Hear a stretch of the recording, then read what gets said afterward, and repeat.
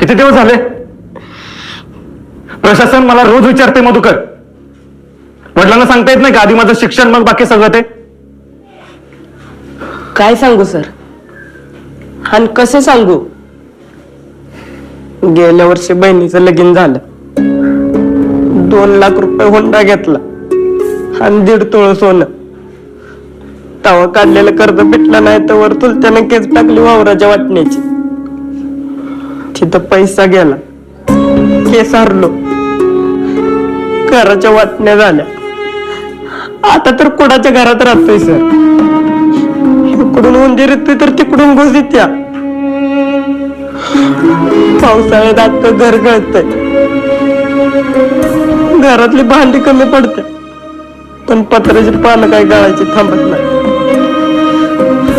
बाप गावलती काम करतो, उचलापासून गोरे लागतो, तर मी आज भाकरी खाल्ले तर उद्याची काळजी वाटते. आई रोज वाटी घेऊन यायचं, त्याचं घर टिपती. कुठं आणू केलं पैसे आणि कसं म्हणू बापाला? या सगळ्यापेक्षा माझं शिक्षण महत्वाचं आहे.